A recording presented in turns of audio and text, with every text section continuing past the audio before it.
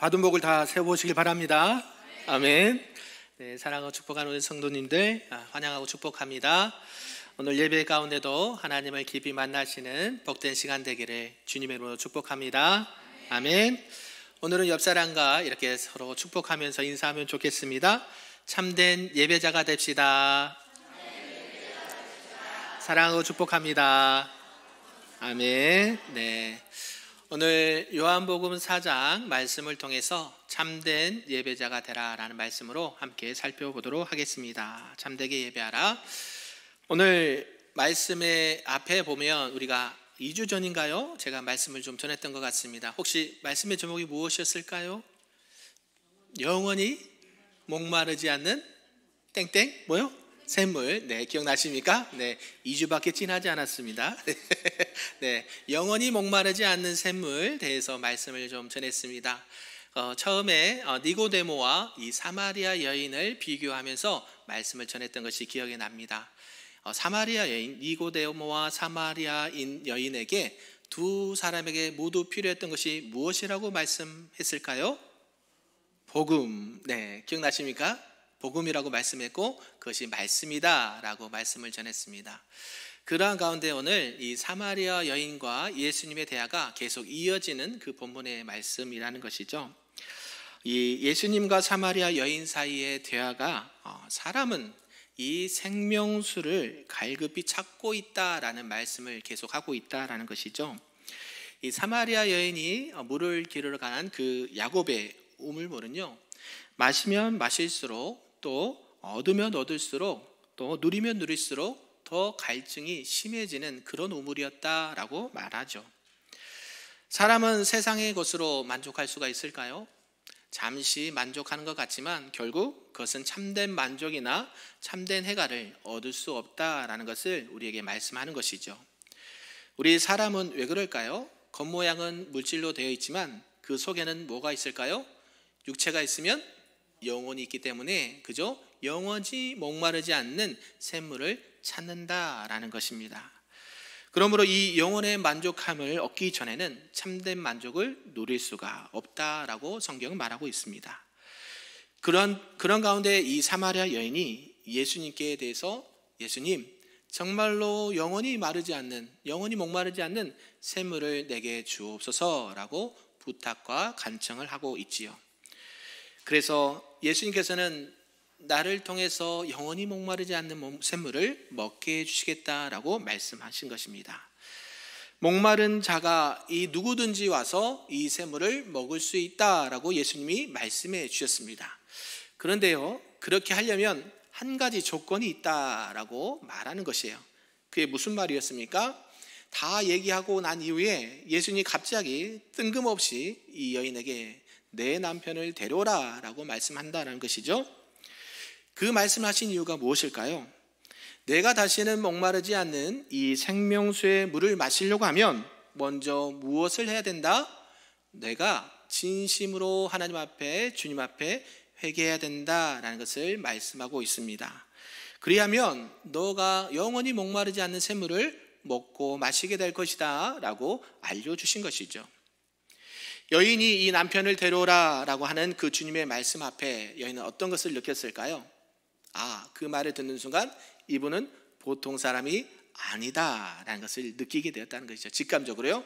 그래서 어떻게 여인이 말하냐면, 주여, 내가 보니 당신은 선지자로소이다 라고 말했다라는 것이에요.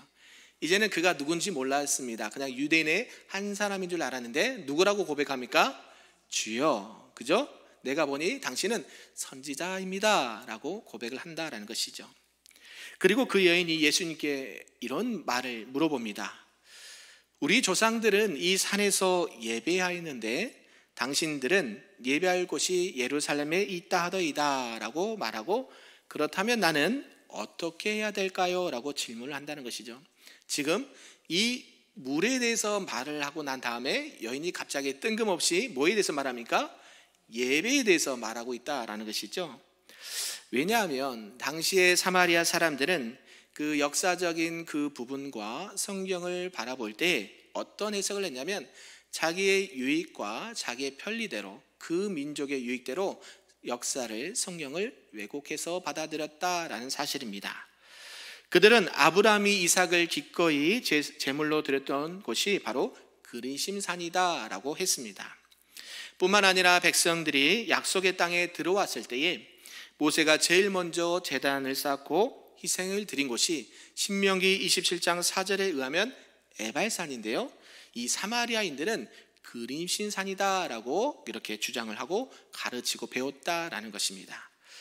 그들은 이 그림신산의 영광을 나타내기 위해서 어떻게 했습니까? 성경이나 역사를 왜곡하고 이 그림신산이 더 신성한 곳이다라고 생각을 했다라는 것이죠. 그래서 예루살렘은 멸시하도록 가르쳤다라고 말한 것입니다. 왜 그랬을까요? 전에도 말씀드렸지, 유대인과 사마리아인은 서로 상종하는 민족이다? 아니다. 서로 상종도 하지 않은, 저 사람들 보면 오늘 그냥 하루 운이 없나 보다 라고 생각할 정도로요, 어때요? 서로 적대시했던 그런 감정이 있었다라는 것이죠. 그런 가운데 이 여인의 마음속에는 나는 하나님 앞에 죄인인데, 나는 하나님 앞에 내 죄 때문에 제물을 드리지 않으면 안 되겠는데 어떻게 하면 하나님 앞에 바로 나가 있을 수 있을까? 어떻게 하면 좋을까라는 것이 항상 이 여인의 고민이었다라는 것이죠. 그래서 이 사마리아 여인은 내가 어디에서 희생의 제물을 드릴까? 이 여인에게 있어서 가장 큰 문제를 가지고 있었다라는 것입니다. 그래서 이때까지도 여인은 이 그림신산에 있는 성전과 또 시온산에 있는 성전이 서로 옳다고 하는 문제에 대해서는 논쟁을 하고 있지는 않습니다. 이 여인이 그저 나는 어디에 가면 하나님을 만날 수 있을까라는 그런 인생의 본질적인 질문을 갖고 있었다라는 것이죠. 왜요? 예수님께서 뭐라고 질문하셨습니까? 내 남편을 데려오라, 이런 질문이 있었기 때문에 하나님 앞에 회개하는 마음으로 그러면 하나님 앞에 나가서 참되게 예배해야 되는데 그것이 뭐가 선제가 돼야 돼요? 회개가 선제가 돼야 되잖아요. 전제가 돼야 되는데 내가 그러면 어떻게 하나님 앞에 예배할 수 있습니까? 어떻게 참되게 예배할 수 있습니까? 지금 이런 질문의 배경을 갖고 있다는 것이에요. 그래서 예수님께서는 이 사마리아 여인에게 너희들이 예전부터 잘못 알고 있던 것들은 다 고쳐야 된다. 그림신산에서 예배할 것인가 시온에서 예배할 것인가, 그 논쟁은 필요가 있다 없다? 없다라고 지금 주님은 말씀하시는 거예요. 그래서 그 논쟁은 아무런 가치도 없고 무가치하다라고 말하는 것입니다. 그리고 나서 예수님께서 그 여인에게 한 말씀이 있는데 참으로 하나님께 찾게 될 날이 오고 있다라고 말씀하십니다. 우리 본문 23절과 24절 말씀을 함께 읽어보도록 하겠습니다. 시작. 아버지께 참되게 예배하는 자들은 영과 진리로 예배할 때가 오나니 곧 이때라. 아버지께서는 자기에게 이렇게 예배하는 자들을 찾으시느니라. 하나님은 영이시니 예배하는 자가 영과 진리로 예배할지니라. 아멘. 여기서 예수님은 아버지께 참되게 예배하는 자에 대해서 말씀하고 있다는 것이죠. 자, 그렇다면 여러분 생각을 좀 해보자는 것이죠. 참되게 예배하는 것이 있으면 반대로 뭐가 있을까요? 참과 거짓, 그죠? 이해되시죠? 참되게 예배하는 것이 있으면 거짓된 예배가 이 땅 가운데 있다라고 주님은 말씀해 주고 있다는 것이죠. 이 소극적인 면에서 거짓으로 예배하는 것이 과연 무엇일까요? 그 첫 번째는 자기가 원하는 것을 택하고 원치 않는 것은 삭제해버리면서 예배하는 것을 말한다라는 것이죠. 아까 사마리아인들은 어떻게 했습니까? 자기가 원하는 부분에서 성경은 이거는 나에게 주신 말씀이야 라고 하고요, 또 나에게 좀 거부가 되고 좀 마음이 힘든 부분은요 아예 관심을 두지 않아요. 그러니까 성경을 어때요? 자기의 멋대로 자기의 입맛대로 골라서 받아들였다라는 것이에요. 이것이 세상에서 가장 왜곡된 종교의 모습이고 이단의 모습이 아닐까 생각을 한다라는 것이죠. 우리 주변에 수많은 이단이나 다른 사상과 이런 철학을 가르치는 종교들이 있습니다. 그들은 예배할까요? 안 할까요? 예배합니다. 그들도요. 우리보다 더 많은 인원들이 모여서 예배해요. 10만 명, 몇십만 명, 몇백만 명이 모여서 예배해요. 자칭. 그 예배가 참된 예배일까요? 거짓 예배일까요? 네, 물어봅니다. 여러분, 그런 예배가 참된 예배일까요? 거짓 예배일까요? 거짓 예배예요. 왜 그럴까요? 성경에 있는 말씀 그대로 예배합니까? 안 합니까? 안 하고 있다는 것이죠. 자, 예배의 대상은 누구십니까? 하나님 한 분밖에 없습니다. 우리가 예배를 드린 그 대상은 하나님밖에 계시지 않아요. 그러나요? 다른 종교는 어떻습니까? 그 예배 대상이 누구입니까? 사람일 수도 있고 또 물질일 수도 있고 하나님 외에 다른 것일 수 있다라는 것이에요. 그래서 어때요? 참되게 예배하는 자는 거짓 예배를 버려야 된다라고 말씀하고 있습니다. 사마리아인데 너희들이 이제까지 예배했던 것은 어떤 예배였어요? 거짓된 예배였다라고 지금 알려주시는 거예요. 너희들이 하나님 앞에 말씀 가운데 그대로 예배해야 되는데 너희들이 그렇게 예배드리지 않았다. 그래서 참되게 예배하라라고 말씀하는 것입니다. 사람들은 이 하나님에 대해서, 진리에 대해서 자기의 합당한 부분만, 자기의 유익된 부분만 받아들이고 나머지는 무시해버리는 경향이 있는데 이것이 성경에서 거짓된 예배라고 주님은 말씀해 주고 있습니다. 두 번째로는요, 무지한 예배가 있다라는 것이에요. 무지, 알지 못하는 예배. 예배는 누구를 향한 예배였다고 그래요? 하나님을 향한, 전적인 하나님을 향한 인격적인 만남이 예배였다라는 것이죠. 그런데 하나님에는 대해는 전혀 관심이 없어요. 진리에 대해서 전혀 관심이 없어요. 말씀에 대해서 전혀 관심이 없어요. 그런데 예배를 통해서 나의 유익을 찾고 목적만을 위해서 그 예배를 이용한다라는 것은 예배에 대해서 알고 예배드린 겁니까? 모르고 예배드린 겁니까? 모르면서 예배를 드린 거예요. 그를 무지 예배라고 하는 거예요. 또 세 번째는요, 미신적인 예배가 있다 그래요. 미신적인 예배. 여러분, 오늘 여러분이 주일날 어디 오셨습니까? 예배당에 오셨죠. 지금 무엇을 드립니까? 예배를 드리죠. 근데 예배를 안 드리고 빠지고 저기 멀리 여행을 갔어요. 그러면은 마음이 어떠시던가요? 네? 마음이 기쁘시던가요? 불안하고 혹시나 불안한 일 나에게 해코지가 있으면 안 되는데, 그죠? 이런 마음으로 예배드린 사람들이 있다라고 하는 거예요. 그게 미신적인 예배라는 거예요. 감사가 있어야 되고요, 또 실제적으로 하나님을 갈망하는 그 만남의 소원이 있어야 되는데 그런 것이 없어요. 내가 예배에 빠지면 나에게 안 좋은 일이 생길 것 같아, 우리 가정에 어려움을 당할 것 같아, 그런 미신적인 요소로 드린 예배가 있다. 그것은 무슨 예배예요? 거짓된 예배라고 주님을 말씀하고 있습니다. 이와 같이 하나님을 생각하지 않고 예배를 생각하지 않으면 그 벌로 어떤 일이 일어나지 않을까, 이 막연한 공포 가운데 예배를 드리는 경우가 있다라고 말하는 거예요. 자, 우리 기독교는 공포가 있습니까? 없습니까? 없죠. 기쁨과 감사와 찬양과 사랑이 넘치는 것이 우리 하나님 앞에 드리는 예배인 줄로 믿습니다. 하나님 앞에 예배할 때 이런 감사와 기쁨으로 예배하시는 저와 여러분 되기를 소망합니다. 그래서 예수님께서 참된 예배에 대해서 이제 말씀을 해주시는 거죠. 참된 예배란 무엇이냐 봤더니 우리 따라서 해볼까요? 하나님은 영이시니 예배하는 자가 영과 진리로 예배할지니라. 아멘. 하나님 앞에 참되게 예배하는 자는 이렇게 예배를 드린다라고 주님께서 분명하게 말씀으로 알려주셨습니다. 그 첫 번째는 뭐예요? 하나님은 무엇이다? 영이시다 라고 말씀하시는 거예요. 자, 하나님께 참으로 예배할 때 가장 먼저 중요한 것은 하나님이 어떤 분이신가를 알고 예배를 해야 된다는 거예요. 성경은요, 하나님에 대해서 여러 가지로 설명을 해 주십니다. 요한일서 1장 5절에는요, 하나님은 빛이다 라고 말씀해 주고 있어요. 자, 하나님 앞에 예배 드릴 때 두려움이 있어요? 없어요? 없습니다. 어둠이 있을 수 있을까요? 없을까요? 없어요. 왜요? 우리 하나님이 빛이시기 때문에. 빛이 비치면 어둠이 있을 수 있습니까? 없습니까? 없다라는 것이죠. 우리 교회 큰 빛 교회이죠. 그냥 빛도 아니죠. 더 큰 빛. 하나님께서 함께 하시는 그 빛이 임하면 어둠이 있을 수 있어요? 없어요? 없다라고 말해요. 그렇게 하나님은 빛이시다라고 말씀하면서 그 빛 대신 하나님을 예배해야 된다라고 말씀합니다. 하나님과 깊은 사귐이 있다고 하는데 어둠 가운데 행한다? 있을 수 있을까요? 없을까요? 그거는 거짓말하는 사람이라는 거예요. 그것이 진짜 예배예요? 가짜 예배예요? 가짜 예배다라고 말하는 거예요. 그런 가운데 하나님은 그 빛 대신 그 하나님 앞에 예배할 때에 그 빛 대신 주님 앞에 어둠이 있을 수 없다라고 말씀해 주시는 거예요. 두 번째는 요한일서 4장 8절에 하나님은 사랑이시다라고 말합니다. 한번 따라 해볼까요? 하나님은 사랑이시라. 아멘. 하나님의 자녀라고 하면서 하나님께 예배한다고 하면서 형제를 미워하는 마음이 있어요. 저 형제, 저 자매 내가 예배 끝나면 가만두지 않을 거야. 그러면 어때요? 그 예배가 참된 예배일까요? 참되지 않는 예배일까요? 참되지 않는 예배라고 성경은 말해요. 아니, 하나님을 사랑한다면서 내 형제를 사랑하지 못해? 있을 수 있는 일이 없는 일이에요. 없다라고 그래요. 성경 분명하게 말합니다. 혹여나 형제 간에 누구 간에 다툰 일이 있으면 그것을 어떻게?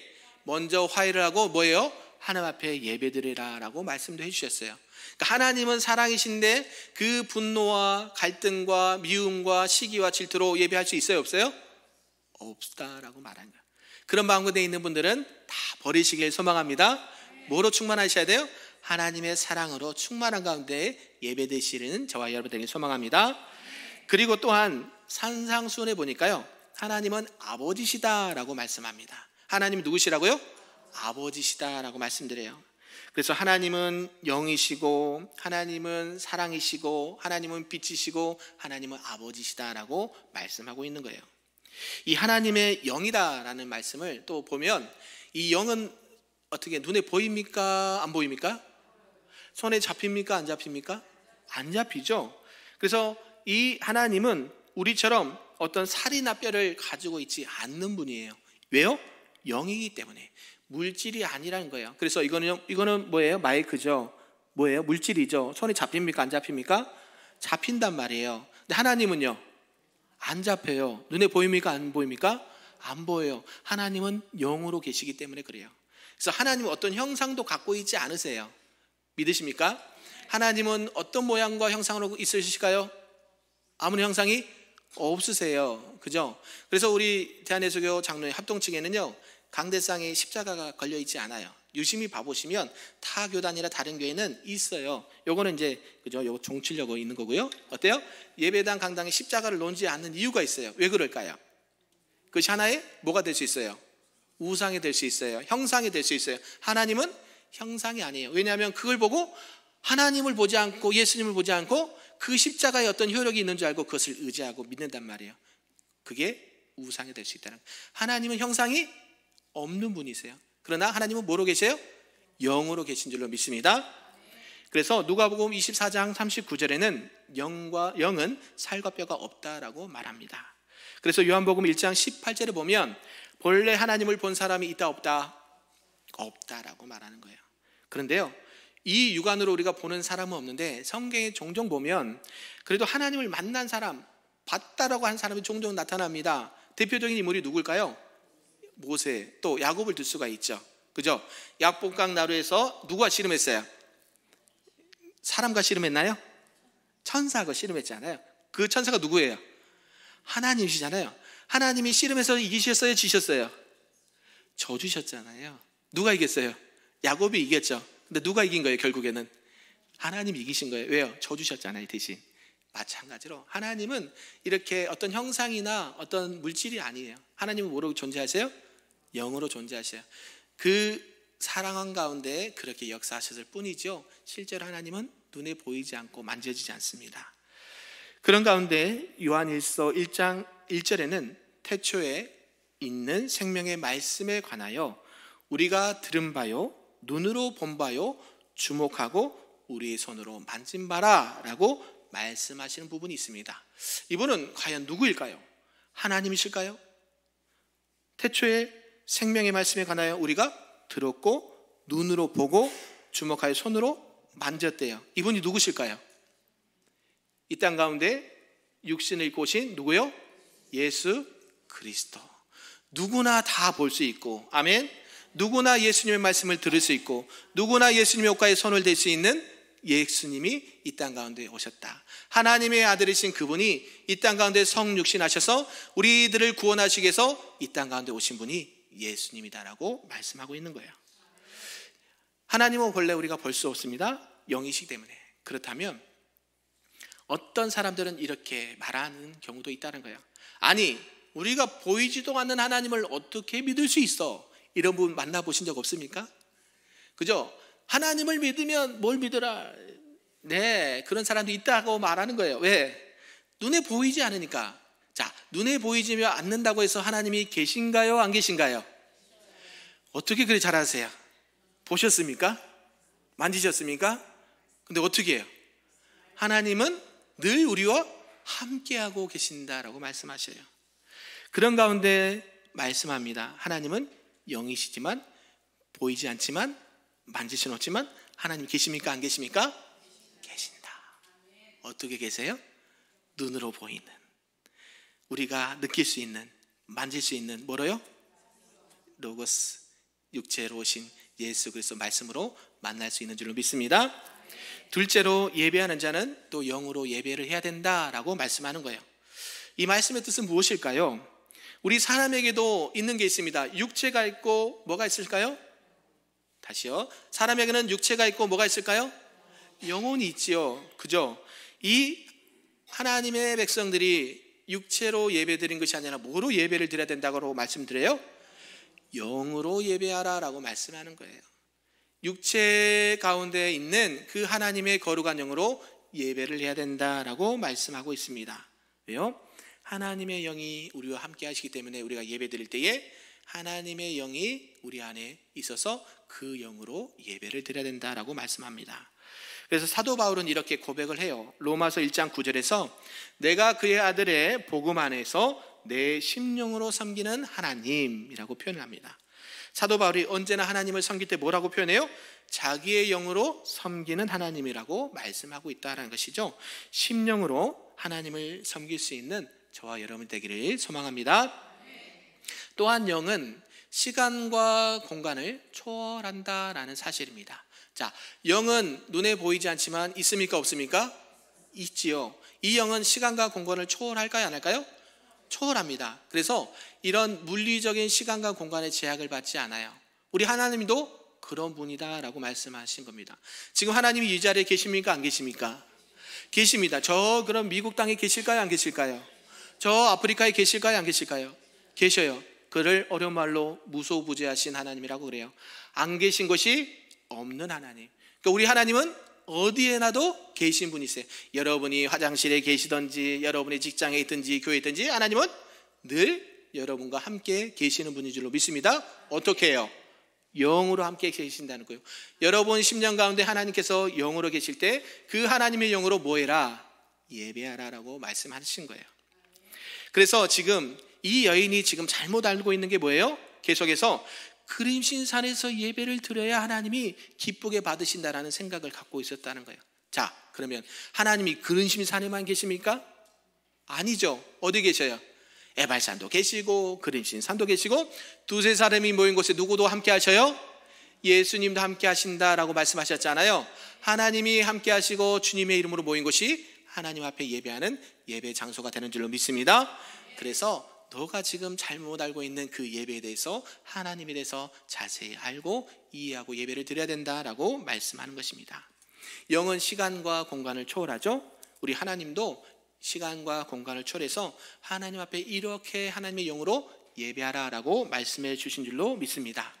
그렇다면 우리가 지금 주일날 예배를 드리고 있죠. 주일날 예배를 드리고 있습니까? 네. 그러면 우리 주일 예배, 오늘 주일 오전 9시, 11시 예배만 하나님이 받으시죠? 어떻게 잘하세요? 아니, 수요예배, 금요예배만 받으시지 않습니까? 하나님은 시간과 공간을 초월하신다고 했죠. 물론 주일날 안식일을 기억하여 거룩히 지키면서 부활절을 기념으로 그 부활을 기념으로 우리가 주일날 예배를 드리지만 이 예배만 예배일까요? 아니죠. 가정에서도요. 가족들이 3, 4, 5 모여서 예배하는 것도 예배 아닙니까? 직장에서 3, 4, 5 직장인들이 믿음의 사람들이 모여서 예배하는 것도 예배다라는 거예요. 아멘이신가요? 하나님 앞에 예배 드릴 때에 시간과 공간의 제약이 없습니다. 그래서 여러분이 언제든지 누구 앞에 하나님 앞에 예배 드릴 때에 주저함 없이 늘 마르지 않는 샘물을 마시기를 바랍니다. 예배를 통해서 말씀을 통해서 늘 공급해 주시는 하나님의 은혜 가운데 살아가시는 저와 여러분 되기를 소망합니다. 또한 이 영으로 예배하라라는 말은요, 모든 의식까지 초월한다라는 사실입니다. 자, 구약 시대는요, 지금 하나님 앞에 제사하거나 예배할 때는 가지고 오는 게 있었어요. 뭘 가져왔을까요? 수송아지도 가져오고요, 염소도 가져오고요, 비둘기도 가져오고요. 갖고 왔어요. 뭐 하려고요? 예수님 앞에, 하나님 앞에 뭐 하려고? 예배 드리려고요. 그죠? 예배 드릴 때 송아지 가지고 오신 분, 비둘기 가져오신 분 안 계시죠? 왜 그럴까요? 지금 하나님 앞에 예배드린데 제물을 갖고 와요. 그래서 그 죄에게 죄를 전가해서 그 죄를 잡아서 번제로 드리면서 어때요? 제사함을 받잖아요. 지금은요, 그럴 필요가 있어요, 없어요? 없죠. 왜 그럴까요? 예수님께서 우리의 대속의 제물이 되우셔서 하나님의 어린 양으로서 대신 피 흘려 죽으심으로 말미암아 우리가 누구 앞에? 하나님 앞에 나갈 수 있는 은혜를 얻은 줄로 믿습니다.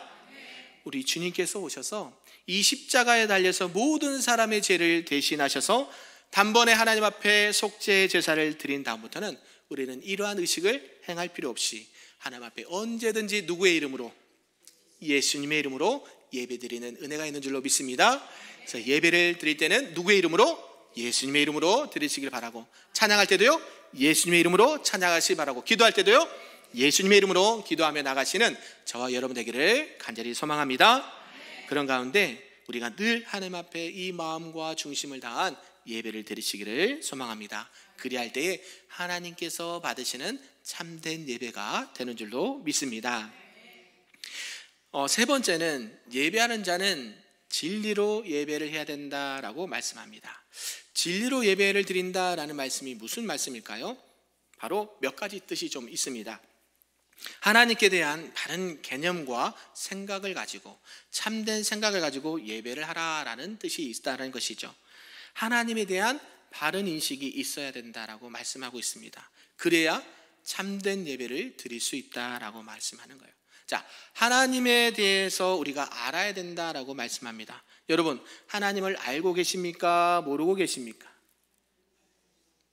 알고 계십니까? 네, 목소리가 점점 들어가서, 하나님을 알고 계십니까? 모르고 계십니까? 알고 계시죠? 하나님을 제대로 알아야 돼요. 자, 여러분이 혹시 미국의 대통령이 지금 트럼프를 알고 계십니까? 모르고 계십니까? 알고 계시죠? 근데 여러분을 만난 적이 있습니까? 없습니까? 트럼프의 속 사정을 알고 있습니까? 모릅니까? 모르죠. 그건 뭐예요? 관계의 문제잖아요. 관계.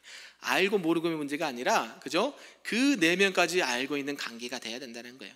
하나님을 그냥 표면적으로 아는 것 말고요, 하나님을 표면적으로 아는 건 누구도 다 알아요. 그러나 어때요? 여러분과 하나님과의 1:1 만남이 있어야 된다는 거예요. 그게 참된 예배라고 말하는 거예요. 여러분 각자가 지금 이 자리에 다 있지만 누굴 만나야 돼요? 하나님을 1:1로 만나시기를 소망합니다. 그게 참된 예배라고 말하는 거예요. 그래서 하나님이 누구신지, 정말 나를 만나기를 원하시는 분이시구나. 그래서 우리가 기도할 때 제가 뭐라고 자주 기도합니까? 예배를 통해서 누굴 만나요? 하나님을 만나게 달라. 우리 수련회 가죠. 청년들이나 청소년들 수련회 갑니다. 이번 주에 청년들이 수련회 가는데요, 이 청년들이, 유독 청소년들이 어느 때 은혜를 많이 받아요? 수련회 때 많이 은혜를 받아요. 그래서 수련회를 가야 될까요? 꼭 가야 될까요? 반드시 가야 될까요? 반드시 꼭 가야 돼요.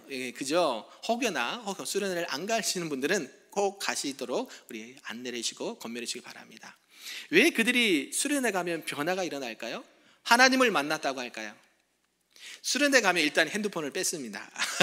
그리고 저기 멀리 타지로 가요. 차가 없으면 꼼짝 마라. 돌아올 수도 없어요. 오로치 할 건 뭐예요? 말씀 보고 기도하고 예배하는 것밖에 없어요. 암송구절에 그러죠, 그죠? 암송구절에 밥도 줘요. 안 그러면 굶어야 돼요.